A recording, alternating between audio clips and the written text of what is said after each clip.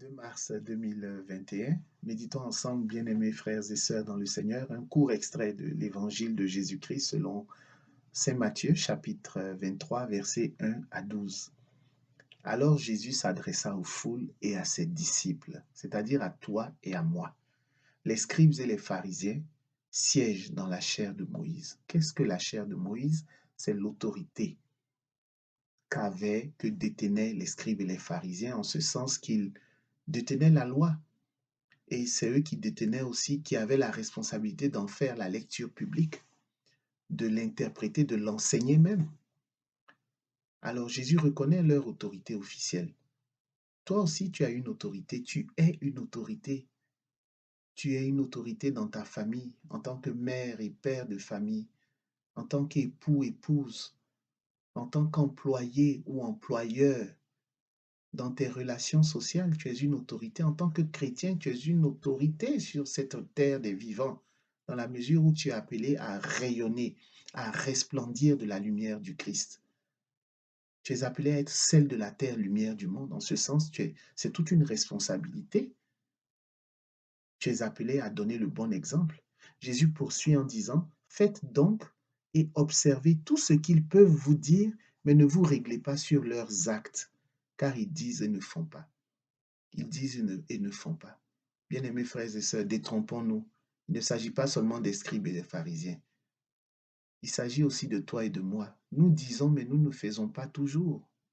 C'est notre cas, il faut se l'avouer. Et ce temps de carême, c'est un temps privilégié pour demander pardon au Seigneur. Prenons vraiment ce jour le temps de nous regarder, de faire notre introspection et de dire, Seigneur, je ne suis pas authentique.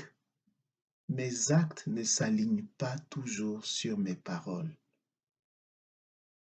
Pardonne-moi, Seigneur. Aide-moi à revenir de mes mauvais penchants.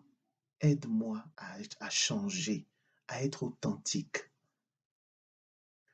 Le pape François dit à ce sujet, cette attitude qui consiste à faire peser de lourds fardeaux, à imposer de lourds fardeaux sur les épaules des gens, mais à refuser de remuer ces fardeaux de son doigt.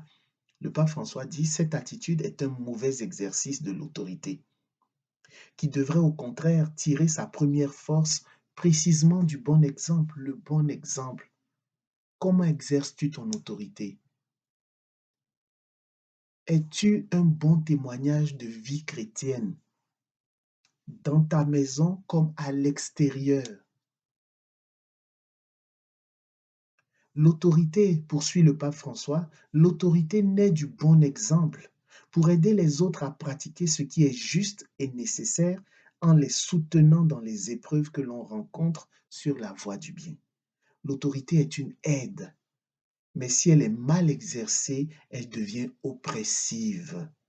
Elle ne laisse pas croître les personnes et crée un climat de méfiance et d'hostilité et conduit également à la corruption. En clair, le pape François est en train de dire que ton autorité, si tu l'exerces mal, si tu n'es pas un bon exemple, si je ne suis pas un bon exemple, notre autorité peut devenir oppressive, peut étouffer, peut empêcher l'autre de s'épanouir. Et ce n'est pas ce que Jésus veut. Jésus attend de toi et de moi que nous soyons, que nous exercions notre autorité dans l'amour, dans l'humilité, dans la modestie, dans la simplicité. Le chrétien n'exerce pas son autorité comme le font les païens, par la force, en exposant ses biens, euh, en exposant ses richesses, ses réalisations. Non, non, le chrétien exerce son autorité dans la simplicité, dans l'amour, dans l'humilité, dans la modestie. C'est cela qui nous distingue des autres. C'est comme cela que nous répandons la bonne odeur du Christ parmi les hommes.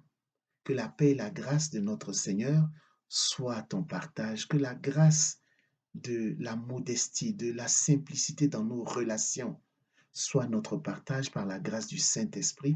Au nom du Père et du Fils et du Saint-Esprit, ainsi soit-il.